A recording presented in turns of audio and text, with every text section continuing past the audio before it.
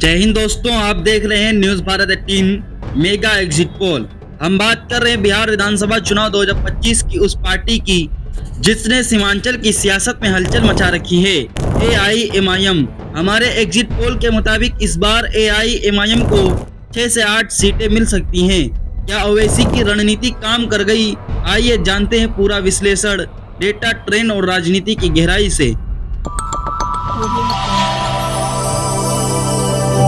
2020 के बिहार विधानसभा चुनाव में AIMIM ने पहली बार धमाकेदार एंट्री की थी।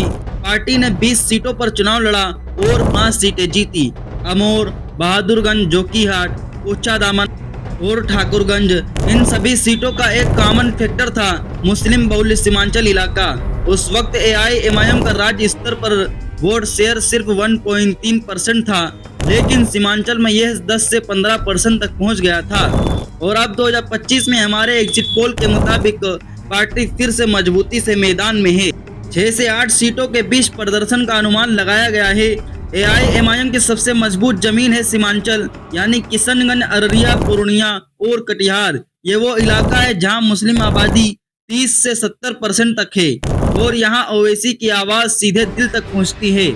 AIMIM एग्जिट पोल पर आधारित सीटें अमोर, बहादुरगंज, जोकीहाट, कोचाधामन, ठाकुरगंज, पांचों पर मजबूत पकड़ बरकरार। बेसी और किशनगंज, यहाँ AIMIM को संभावित फायदा दिख रहा है। यहाँ से AIMIM जीत हासिल कर सकती है, जबकि गोपालगंज, रुपौली या सिक्टा जैसी सीटों पर AIMIM ने मेहनत की है।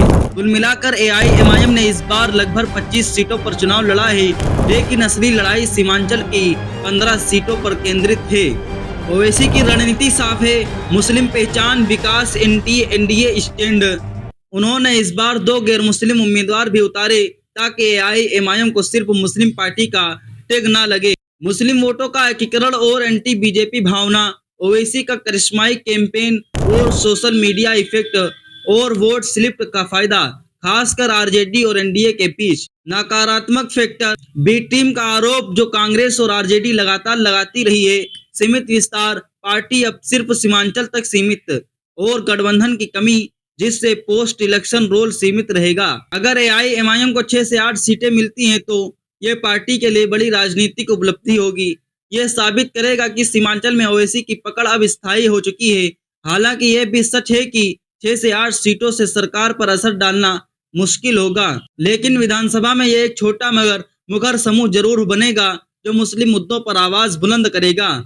आने वाले चुनाव में AIMIM के पास बिहार से आगे बढ़ने का मौका होगा, बशर्ते वो बी टीम के टैग से बाहर निकल सके। क्या सीमांचल में AIMIM का जादू फिर से चलेगा या सिर्फ 2020 की चमक थी? अपने विचार कमेंट में जरूर बताएं और ऐसे ही डाटा आधारित पॉलिटिकल एनालिसिस के लिए जुड़े रहें न्यूज भारत 18 के साथ।